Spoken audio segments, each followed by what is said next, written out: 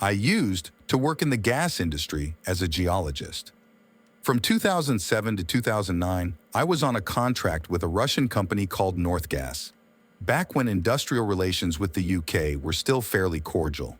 There was lots of potential gas sites in this Siberian region far up north, and I used to go around potential sites with company borehole engineers, usually in groups of 2 to 3. Anyway, I was at one site in northern Siberia with a German engineer in late October of 2008. Took ages to get to and completely devoid of human habitation, but really beautiful taiga, endless forests on the drive up there. You drove a van through taiga. Yeah, I'm not a car nut, but it was some modified Jeep that the engineer guy would just not shut the fuck up about all the way from Noyabursk. Anyway, the site we went to survey was fairly typical of what you expect in the industry at these sorts of locations: thin topsoil giving way to permeable siltstone, excellent locations for surveying. Now to the story, we came to a location where satellite imagery was suggesting that permafrost was retreating. It still fucking snows and ices over, of course, but the key point is that it's not entirely frozen over. You can install stuff during the summer months, get gas production up. It was a pretty boring landscape though, very thin topsoil giving way rapidly to permeable siltstone. Lots of these natural holes all over the place too. Permafrost plugs that had melted and left 20 to 30 meter deep holes dotted all over the place. We decided to stay a few weeks and do some test surveys. First week was completely fine, got some good locations, things progressing smoothly. By the end of that week though, things were getting a little weird.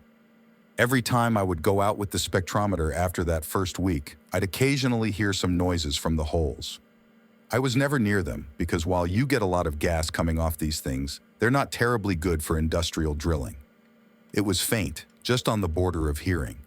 I never knew how to describe those noises until a few years later when someone took me out to a jazz bar, and some guy was playing a violin-like instrument that made this drone noise, like a thumb. Disconcerting makes your hair stand up. My colleague would notice this too. Disconcerting, as in this job, you're not really working together, but apart. So two of us were hearing stuff out there. We were both rational people, at the time for me at least. So we put it down to cave noises. Laugh, forget it. About 10 days into this survey, it started happening at night. Again, faint, but really ominous. That drone noise. We used to sleep in the back of the van we had brought, but even through those doors we heard it. Again, stop being stupid. It's cave noises. Laugh, have a few beers, go to sleep. It got worse from there. The day after, I found some slime stuff around one of the permafrost boreholes. Yeah, you get lichens and mosses around these things, not an issue, but this was like petroleum jelly, that really viscous stuff. I touched it and immediately regretted it. It felt a lot like pork belly fat. It was warm too, which was really disturbing considering it was -5 Celsius for you Amerifags during the day out there. Bring round the German engineer to take a look. He looks troubled. For the rest of the day, I was constantly on edge too. I kept looking back at the borehole too, just to check. I kept saying to myself, things got worse at night. That drone noise got a lot worse, but it felt, and I know that's a shit way of putting it, like it wasn't from below, but above, on the surface. My German engineer tried to laugh it off, but I could tell he was seriously disturbed by it. Just that low thumb. Eventually, we get to sleep. God knows how many hours later, though, we wake up together because there is definitely something attempting to open the door handle to the passenger seat of the van. Click, click, click. And now that drone is right fucking outside, and it sounds a lot like gurgling. At this point, we both freak the fuck out and scream like a pair of little girls. It stops. We don't sleep for the rest of the night, and it doesn't come back. Next day, as soon as we make it 9 a.m., we cautiously open the doors. The entire back door is covered in this pork fat shit. The place reeks of something rotten too. Passenger door just smeared in that stuff. But the thing that made us immediately go, fuck it, we're leaving, was the passenger window, which was also smeared in this gunk. Had an outline on it, like something had pressed its skull into the fat stuff and left an outline. It was unmistakable, some elongated human skull, with no eye orbitals. Jelly stuff was all over the area around us too, and of fucking course led all the way to that borehole. We got out of there very fast after that, but as we were packing, that drone shit started again from that hole, and it was loud. It was guttural by this point. Whatever the shit was making it was down there and close too. German guy went pretty nuts after that. Just hopped in, immediately started going. Equipment that was still out for methane measurements just left. Didn't stop driving for the next 14 hours. I pretty much ditched my job soon after. I had no desire to be left like that again, in the middle of places like that. German guy, never heard from again. He never talked about it to me anyway. Nice story. Thanks for posting. Thanks, I suppose. I guess distance from that event makes it sound pretty prosaic. Spooky noises, ow. Slime, ow. During that night, though, I was convinced I was going to die. You know how you can just know when someone or something like an animal is nice, curious, or is just out to fuck you up? I knew instinctively that whatever wanted in didn't want to crack open a beer and ask us about geology, if you get my drift. Anyway, I spent a long time after I had calmed down about it, which took a few months in fact, to think of a rational reason for this. Every time, though, I kept butting up against the inexplainable. Sure, drone could be cave noises, but the warm slime stuff? The guttural noise? Around 2012, I got a lot into reading about frozen mammoths and the worry about viruses from the taiga that they were expecting because of climate change. And at that point, I went full/X/ and said, fuck it, frozen monster. Hello/X/. I have something that might be of interest to you. It concerns what my team and I found under the Great Sphinx in the Egyptian city of Giza. I know the first question you'll ask is why we would ever go searching underneath a place like that, and for what possible purpose. I'll keep it brief for you. Have you ever heard of an American author by the name of John Anthony West? Did you know that during the early 90s, he and a team of archaeologists carried out a series of seismological and geological tests around the Great Sphinx? The results of his tests caught everyone's attention, ours especially. His tests revealed the existence of unexplored tunnels in the bedrock beneath the monument. His team was subsequently thrown out of the site by Egyptian authorities. We got involved around this time. Who we are is of no importance, at least not to you anyway. The only thing I will mention is the obvious. We are a group with some sort of connection to the United States government, and were assigned this task due to a certain degree knowledge and expertise that we possess. Greentext will begin from here in order to make the events that happened a little easier to follow. Received our mission and arrived in Giza during the summer of 1995. Tasked with excavation and transport by the local government. Told to recover whatever we possibly could from the tunnels beneath the Sphinx by the U.S. government. Local officials feigned ignorance at the possibility of tunnels or valuables underneath the Sphinx. Have an assistant with me assigned to the task. Let's call him Josh. Josh is complaining about a lack of information, is seriously worried about being sent in blind and the dangers that we might encounter. I tell him to calm down, tell him the mission will go smoothly, and that there's probably some gems or treasure down there at most. Arrive to the monolith, can see the pyramids of Giza just beyond it, partially covered up by a thick layer of fog and dust. I pull out a cigarette before we head in and ask Josh if he's shitting himself yet. Tells me he has bad feeling about the mission, but I dismiss it once again. Thinks that the mission can't be as straightforward as it seems otherwise. Why hire us? Just shrug at him. Money is money. I don't care what we have to do, it's all the same to me. Senior seismologist runs over to us and tells us that we're finally good to go. They've managed to break through. Josh asks him if they managed to take a look down below. Tells us he caught a small glimpse and that the chamber seemed empty. Empty? Ask him what he means. Tells me they didn't see anything down there at all. No urns, no gold, no valuables. Just 4 walls. What the fuck? At least the job will be easy. Ask him if he thinks someone beat us to it and took everything before we could get there. Tells me it's unlikely, but stranger things have happened. I just nod and say that we better get it over with. We suited up in full hazmat suits just in case and made our way over to the base of the Sphinx. We're also equipped with an industrial flashlight each. I approached the gaping drill hole near the statue's right paw. I got down into a sitting position and then began climbing down using a rope ladder. Josh is close behind me, immediately hit by a wall of darkness. My feet hit the ground and I turn on my flashlight as fast as possible. It was exactly as he said, fucking empty. I was just standing in the middle of this vast cavern-like space with nothing of value at all to be seen. The place was quite large, and the hollowness of the subterranean space made amplified every movement and made them seem incredibly strange and eerie. There was steady stream of sand trickling from a small crack in the ceiling. I decided it was best not to linger and finish our job as quickly as possible. I told Josh to move his ass and get into gear. As we explored further in, we noticed a lot of iconography on the walls that was worn heavily by the passage of time. The usual Egyptian stuff, depictions of Ra, the Eye of Horus, even portrayals of Osiris and Thoth were all across the walls. It looked like they were telling a story of some kind. Anubis emblazoned across the wall, judging the souls of the dead, with displays of all sorts of monsters along the width of it too. Josh starts to speak up to get my attention, tells me to come look. Josh is just standing there with his flashlight raised towards a wall at the far end of the chamber.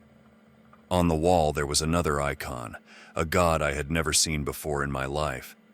Below it was the lid of a sarcophagus. It was standing upright against the wall and looked to be embedded within the sandstone itself.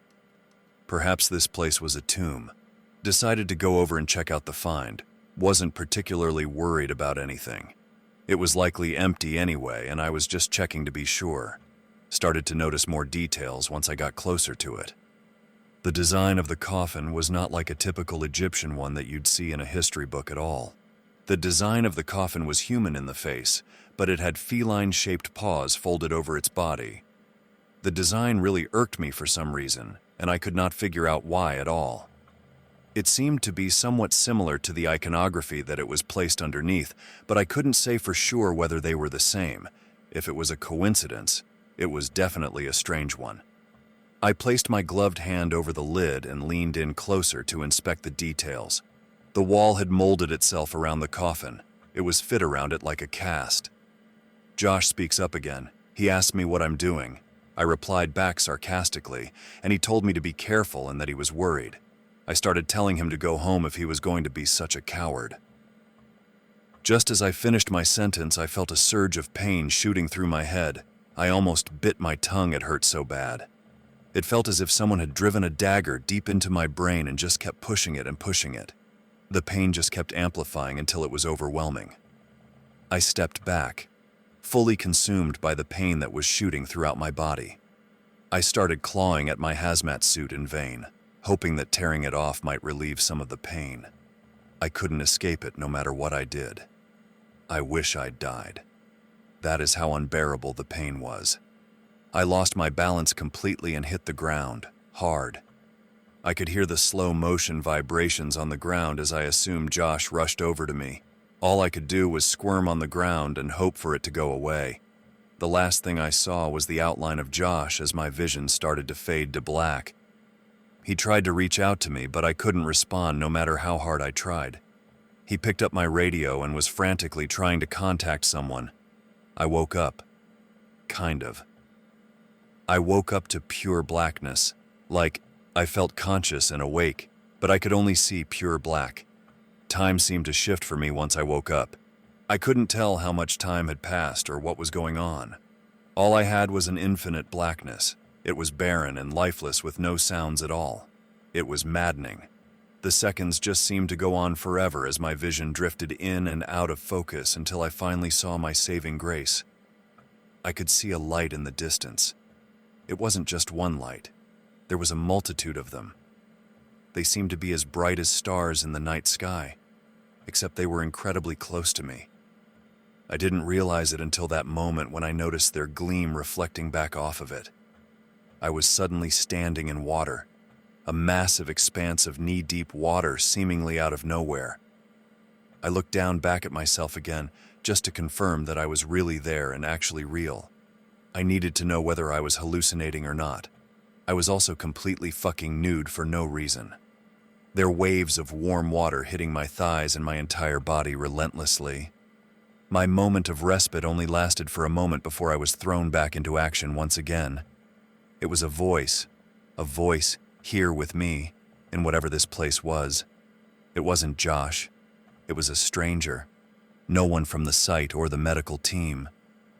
He was old, incredibly old. His face was covered with an array of scars and wrinkles that combined together. He was the same height as me, maybe even slightly taller. It was hard to tell at the time due to the haziness of my mind and the deception of the water. His body was incredibly built. He had the body of an athlete in his prime and showed no wear and tear at all. He was wearing some strange clothes, a tunic I think it looked like. Pure white.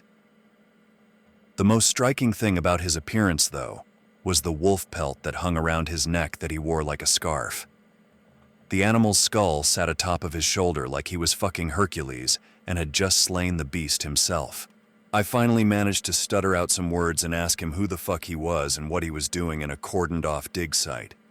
There was absolutely no way he should have been able to get down here with all these workers.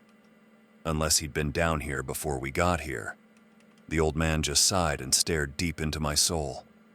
Every move he made had me on edge. He told me that I had invaded his temple, ransacked it, and made a mockery of him by not knowing his name. I just stood there speechless. It was like I was getting scolded by my mom and dad. For some reason, I felt like I should apologize even though I had no idea what I had done wrong. He cut me off before I could speak, though. He told me his name, but I didn't really know how to pronounce it. I think he said something like Wepwawet, but I've never heard of that before. He told me his brother was the famous one. I asked him where I was, but he just asked me where I thought I was. I only had a vague idea that I hoped was wrong. I asked him if I was dead. He told me no. He told me that the afterlife was only for the deserving. He brought his hands out from behind his back and made a twirling motion with his finger that forced me to turn around against my will. He told me to watch carefully and study what he was going to show me. He told me it was my doing. I could only watch in horror as I saw something towering in the distance. A Titanic-sized figure. He was showing me a creature of impossible stature, probably the size of a city. It was so large that my brain could not comprehend it properly. Its sheer size just made my brain hurt. There were bronze chains cutting into the creature's hide and metal rods, too. Its paws were nailed to a platform and stopping it from moving. Its fur was like a forest along its body. I can't even begin to describe its face. Just dwelling on its image, looking at it, it made my brain spiral and turn straight into flight mode. Its existence was like a black hole to my mind. The man started to speak again, asking me what I thought of the creature. Again, he cut me off before I could respond, describing the creature as beautiful. He told me that the creature has been the same since he first encountered it. He still withers and grows old, but the creature never ages. I tried to cover my eyes, but my hands were trembling too much to be able to move them. It was then, looking down at my shaking hands, that I noticed that the water I was stood in was not actually water. It had changed color. The water was a murky red. I asked if it was the blood of the creature. I asked how it could still be alive if it had lost so much blood, but all he did was shush me. He told me that I asked too many questions, that all I do is ask and give nothing in return. I tried to ask another question, but before I could, one of the chains holding down the beast snapped suddenly. Both pieces of the chain fell to the ground and caused the entire place to shake, which nearly knocked me off my feet and into the liquid I was stood in. One by one, each shackle began to snap off and fall to the ground. The sight was horrifying. "It is going to devour all of you," was the only word that the man said. He said it so casually, like it was no big deal at all. I asked him what was going to happen, if he could kill it, if we could kill it. He told me he already had, again and again, a countless number of times. He told me that the creature always comes back each time stronger than ever, and that he grows weaker and weaker. That's what this place was for. It was a tomb trapping the creature so that when he finally lost to the creature, it still couldn't make its way out. He told us that we ruined that when we drilled our holes and stepped foot into this place. He showed me more images. Images of the sarcophagus we had found being loaded onto a truck to take back to the US for study. It had not yet been opened. I asked the man what I needed to do. There was something like a white flash, and the next thing I knew I was awake again. For real this time. I was lying in my tent, sprawled out completely with Josh pacing nervously beside me. He was relieved to see me conscious again. I went into a frenzy, explained that the sarcophagus needed to be put back this instant, and that I would explain after I made a full report back to base. He was completely shocked at this sudden reaction, but he and the rest of the workmen on the site complied without any resistance. I made a full, in-depth report the first second I could. I was expecting to be laughed out of my role and dealt with accordingly, but nothing of the sort happened. I was given a strict set of orders which I followed to the letter, and within 12 hours a team was dispatched to us. Another team dropped by, one I had never seen or heard of before, and all of the workmen and me and Josh were escorted off-site. We're sent back home and deployed to another mission, and I never heard anything about the sarcophagus again. I couldn't exactly just ask about something confidential like that. Josh was transferred shortly afterward. He was relatively new, so it didn't shock me all that much. Never heard from him again after that. I couldn't help but wonder where he ended up. I couldn't help but wonder what they did with that sarcophagus, or whether they ever believed me and opened it up anyway. I suppose the world hasn't ended yet, so there's that at least. Maybe they found another way to contain it, or maybe they found some other secrets. Sorry that I don't really have any more information than that/x/. This is a difficult story to recall for me, and it all felt way too real. I guess it's possible that I just imagined it all, but that wouldn't explain why our superiors acted so hastily. I don't know. I don't think I'll ever find any answers.